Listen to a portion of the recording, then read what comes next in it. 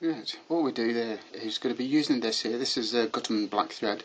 What we do is leave a fair bit behind for a rib, and what we're going to do is just going to tie on silk just here. This is just to give a bit of a bed for putting the post on. What I'm going to be using is green fluorescent floss. So what we do is just catch that in, and then I'm going to secure that to the hook, round and round on that one there. Once we've got that there, I'm going to just bring this over, and this is called poling. Just got to strengthen that post a wee bit.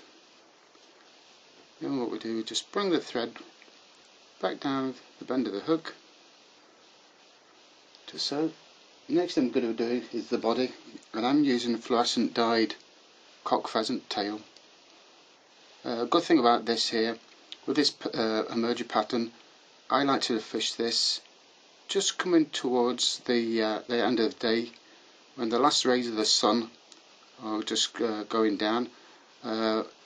What this is, the last rays to hit the surface of the earth is UV. So what I like to do is, with this here, you can see the UV hits it. It just gives an aiming point, and if you've got a few flies on the water, this tends to stand out just a bit more than the other ones. So all we've got to do is just bring this up here, just make a nice wee slim body. Just bring it upwards, so just touching turns all the way up. When we get to here, just going to tie that in. A couple of turns just to secure that, and then with the black thread, what we're going to do, just going to put a ribbon. Nice wee contrast for the body. Once we've got them in there, just secure that all in, and we'll just get that and just remove all this waste.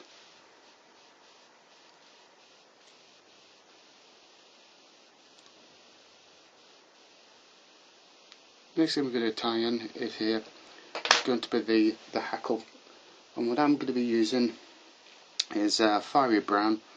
Just trim off a bit of the feathers so you can get a stalk in, so that'll secure it in good and proper. And what I do then is just bring the hackle up level with the post. Next thing we're going to put in is the thorax, and what I'm going to be using on this here is peacock. So catch him in right to the front so it's nice and secure, and we're just going to leave the thread at the back on here, and then we're just going to wind this in, hold that back, just wind it forward, then back again, and just tie that in. And then so we've got there a couple of turns going back just to give that a bit of strength. We'll trim that off there, and then the next thing we're going to do is just tie in the hackle. I put in roughly about 8 turns.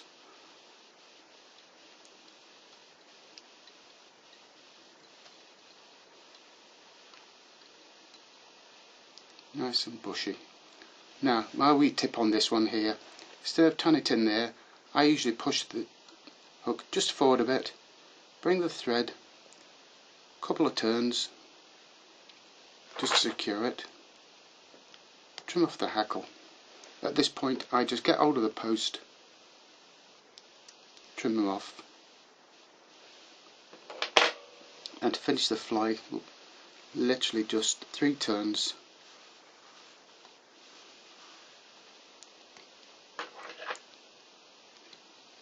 In there, put the scissors just at the back, just a wee pull, and that's him on there. To finish the fly, what I do then is just tie him on his side, get the varnish, and literally just put double varnish that side, dab of varnish that side, goes into the silk, and then I'll just check it over. Any wee hackles that are floating down, just trim them off like such. Just checking around here,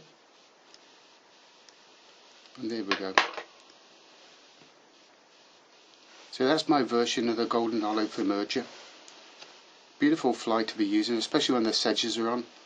Darker satin pattern that you can use is picric dyed heron for when the olive's on, or you can use the chartreuse green with the chartreuse wee butt on the back of it there, just as an aiming point. So as I say over here in Ireland, happy wrappings.